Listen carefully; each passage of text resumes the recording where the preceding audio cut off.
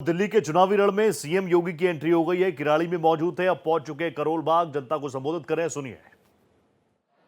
उत्तर प्रदेश सरकार और केंद्र सरकार ने मिलकर के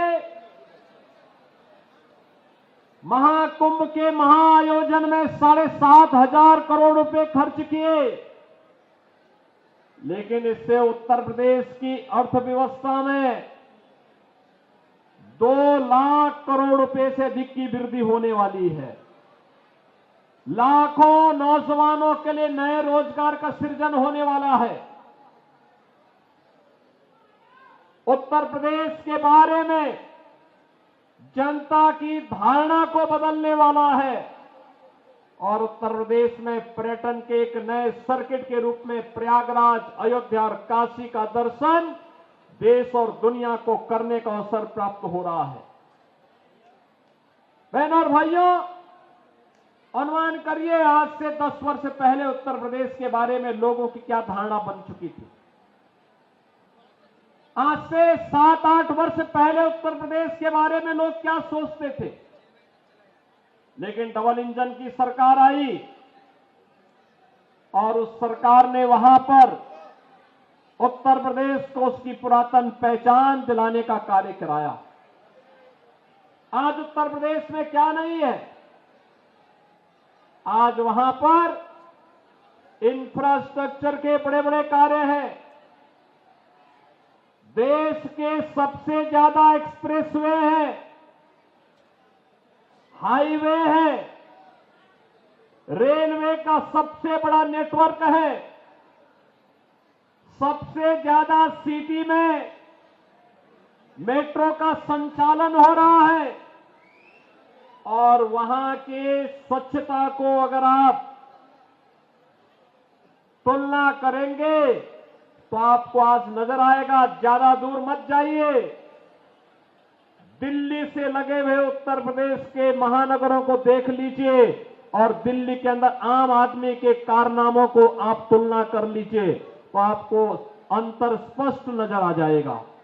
और मैं इसीलिए आपसे कहने के लिए आया हूं,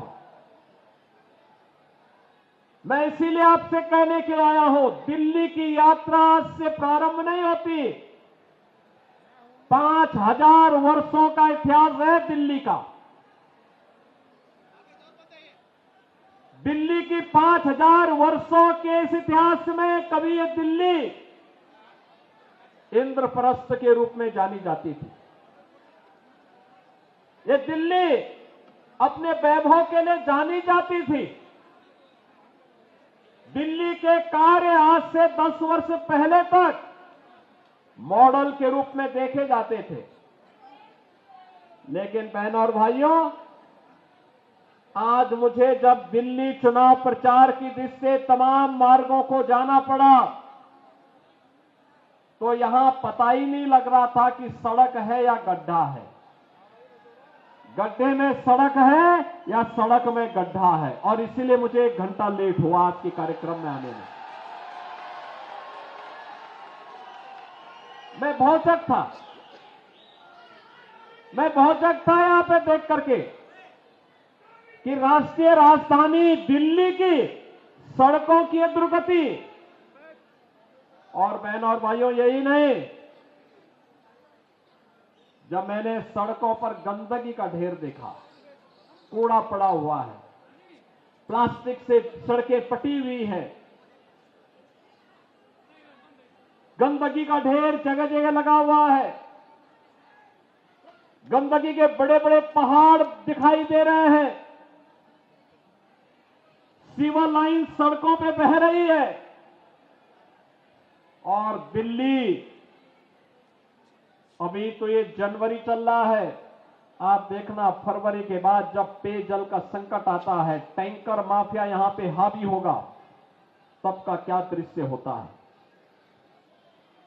बहनों और भाइयों, ये दुर्गति करने का सबसे बड़ा अपराधी कोई है तो और कोई नहीं, अरविंद केजरीवाल नाम का जीव इसका सबसे बड़ा अपराधी है, सबसे बड़ा अपराधी है। बहनों और भाइयों, यहां झूठ बोलने की एटीएम है।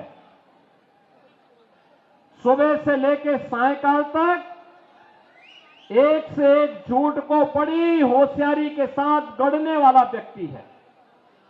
और पिछले 10 वर्षों में दिल्ली की जनता को कैसा झूठों वायदे करते करते उन्होंने दिल्ली को नरक बना दिया है। और दिल्ली के आम आदमी पार्टी की सरकार के कारनामों का पाप आज उत्तर प्रदेश के मथुरा वृंदावन जैसी पावन नगरी और आगरा जैसी पर्यटन नगरी को ही भुगतना पड़ रहा है। जब यमुना जी का पानी यहीं दिल्ली में एक नाले में तब्दील हो जाती है। नमामि गंगे परियोजना के माध्यम से एक और गंगा के पानी को प्रधानमंत्री मोदी जी के विजन के कारण के नेतृत्व में अविरल और निर्मल उत्तर प्रदेश के अंदर बना दिया गया। उसका परिणाम है कि प्रयागराज में आप जाएंगे, कल आपने देखा होगा कि उत्तर प्रदेश सरकार का पूरा मंत्रिमंडल 54 सदस्यीय मंत्रिमंडल ने संगम में डुबकी लगाई। एक साथ आनंद की अनुभूति पूर्ण का लाभ हमने प्राप्त किया। इसलिए क्योंकि अब प्रयागराज में मां गंगा का जल बहुत शुद्ध है, त्रिवेणी में जल बहुत शुद्ध है। नमामि गंगे परियोजना का लाभ वहां लिया गया, उसे पूरी ईमानदारी के साथ लागू किया गया। लेकिन दिल्ली के अंदर यमुना की शुद्धि हो, इसके बारे में कभी कोई चिंता से अरविंद केजरीवाल ने और उनकी टीम ने नहीं किया। मैं पूछना चाहता हूं और मैं उनसे चुनौती भी देता हूं, जैसे उत्तर प्रदेश के प्रयागराज की त्रिवेणी में उत्तर प्रदेश सरकार के सभी मंत्रियों ने कल मेरे साथ डुबकी लगाई है। अरविंद जी, एक दिन आप भी अपने मंत्रियों के गिरोह को लेकर के जाइए और यमुना जी में डुबकी तो लगाइए थोड़ा। दिल्ली की जनता भी देखेगी कि आपने अपनी विरासत की इस पावन नदी को कहां रख करके छोड़ा है। ये दिल्ली की सड़कों पर बह रहा सीवर, दिल्ली के अंदर आसन्न पेयजल का संकट, गंदगी का ये ढेर, गड्ढों में तब्दील सड़कें आम आदमी पार्टी के उन कारनामों को बताता है जिसके लिए लगातार भारतीय जनता पार्टी लगातार आवाज उठाती रही है। बहनों और भाइयों, आज आप तुलना करना चाहेंगे, केवल एक तुलना आप इससे कर सकते हैं। दिल्ली में ओखला औद्योगिक नगर भी है, समय वहां कोई नया उद्योग नहीं आया। जो उद्योग लगे थे उनको कोई बुनियादी सुविधाएं नहीं मिलती है।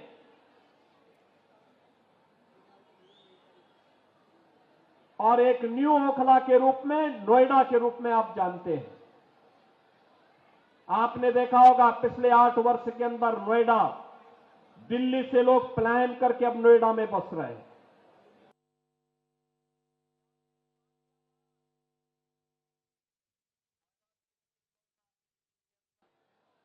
आपने देखा होगा पिछले 8 वर्ष के अंदर नोएडा, दिल्ली से लोग प्लान करके अब नोएडा में बस रहे हैं, ग्रेटर नोएडा में बस रहे हैं। वहां के इंफ्रास्ट्रक्चर को दिल्ली के इंफ्रास्ट्रक्चर से तुलना करिए, जमीन आसमान का अंतर नजर आएगा। वहां की सड़कें, वहां की सुविधाएं, वहां का सिस्टम, नोएडा हो या ग्रेटर नोएडा या फिर गाजियाबाद, अगर इनकी तुलना दिल्ली के अंदर की सड़कों से करेंगे बहनों भाइयों, तो आम आदमी पार्टी स्वयं अपने अंदर झांकने के लिए मजबूर हो जाएगी और इनके सामने प्रश्न करना चाहिए कि एक बिगड़े हुए उत्तर प्रदेश को बदल करके वहां सुविधा संपन्न प्रदेश बनाने का कार्य किया, एक सुरक्षित प्रदेश बनाने का काम किया भारतीय जनता पार्टी की डबल इंजन सरकार ने। आज नोएडा, ग्रेटर नोएडा और उत्तर प्रदेश में निवेश आ रहा है, दिल्ली में निवेश जीरो। यहां के उद्योग, यहां पर कोई उद्योग लगे, रोजगार का सृजन हो, यहां पे आम आदमी पार्टी ने कभी इसके लिए प्रयास नहीं किया। जो उद्योग चल रहे थे बंदी के कगार पर पहुंचे, उनको रोकने के लिए कोई प्रयास नहीं किया। इनका तो एक ही उद्योग है, इन्होंने ओखला में और दिल्ली के अंदर हर महत्वपूर्ण स्थलों पर इन्होंने बांग्लादेशी घुसपैठियों को बसाने का काम किया। आपने देखा होगा अभी 2 वर्ष पहले जामिया मिलिया और उसके आसपास के क्षेत्रों में उत्तर प्रदेश सरकार की सिंचाई विभाग की जमीन पर भी इन्होंने, इनके विधायकों ने, इनके पदाधिकारियों ने, इनके पार्षदों ने बांग्लादेशी घुसपैठियों को बसाने का काम किया था। मैंने 2-3 बार बातचीत करने का प्रयास किया कि भाई उत्तर प्रदेश सरकार की जमीन पे मत बसाओ, लेकिन जब इन्होंने जबरदस्ती किया तो मुझे उत्तर प्रदेश से बुलडोजर भेजना पड़ा था उनको हटाने के लिए। और बहनों और भाइयों, मैंने उनको वहां पूरी निर्ममता के साथ अपनी सरकारी जमीन खाली करवाई और फिर उसे बैरिकेड करके उत्तर प्रदेश की पीएसी को वहां तैनाती दे दी है कि अब आप यहां रहिए। दिल्ली की जनता के लिए कोई इंस्टीट्यूशन बनेगा, कोई सुविधा बनेगी, हम वहां पर उनके लिए जमीन उपलब्ध करवाएंगे, लेकिन विदेशी घुसपैठियों के लिए 1 इंच जमीन हम लोग दिल्ली के अंदर नहीं देंगे। बहनों और भाइयों, इन्हें आपकी आस्था का ख्याल नहीं है। आपने देखा होगा 2 दिन पहले मैं भी एक न्यूज पढ़ रहा था, पंजाब से कुछ बहनें आई थी, उन्होंने केजरीवाल जी के घर का घेराव किया और घेराव करते हुए उन्होंने कहा कि पंजाब में जो वायदा किया था आपने 1000 रुपए प्रत्येक महिला को देने के लिए, 2 वर्ष हो गए, 1 पाई नहीं मिली है। क्या हुआ वायदा का? और यही वायदा ये दिल्ली की जनता से भी करते रहे, यहां की जनता जनार्दन से भी करते रहे। ये दावा करते हैं कि आप बिजली दे रहे हैं। बहनों और भाइयों, दिल्ली की बिजली सबसे महंगी बिजली है और 24 घंटे बिजली नहीं मिलती है। मैं आपसे कहना चाहता हूं, आप आइए हमारा पश्चिमांचल क्षेत्र, ये मेरठ से लेकर के आपका गाजियाबाद तक की पूरी बिजली पश्चिमांचल विद्युत वितरण उत्तर प्रदेश पावर कारपोरेशन करता है। बिजली मिलती है 5 रुपए 24 पैसे पर यूनिट, और दिल्ली में बिजली का रेट है 9 रुपए से लेकर 10 रुपया। अनुमान करिए, हम लोग मेरठ हो या गाजियाबाद 24 घंटे बिजली दे रहे हैं, लेकिन दिल्ली में बिजली की कट बहुत ज्यादा है, पानी नहीं है, जन सुविधाएं नहीं है। लेकिन इन्होंने बांग्लादेशी घुसपैठियों की मदद से यहां पर इनके पार्षद और इनके पदाधिकारियों ने मिलकर के 2020 में किस निर्ममता के साथ दंगा करवाने का काम किया था, कैसे शाहीन बाग में इन्होंने अराजकता और गुंडागर्दी करने का काम किया था। बहनों और भाइयों, मैं तो केवल आपसे एक बात कहना चाहूंगा, आज भारतीय जनता पार्टी की डबल इंजन की सरकारें जिन राज्यों में है, उन राज्यों में आप देखिए, वहां आपको स्वच्छ वातावरण मिलेगा, एक सुरक्षित वातावरण मिलेगा, निवेश के बेहतरीन डेस्टिनेशन के रूप में उन राज्यों में एक स्वस्थ प्रतिस्पर्धा आगे बढ़ी है, और आस्था का सम्मान इस कदर, विरासत का सम्मान कैसे होना चाहिए, अगर उसके कुछ उदाहरण देखने हो तो काशी में आइए, काशी विश्वनाथ धाम आपको देखने को मिलेगा।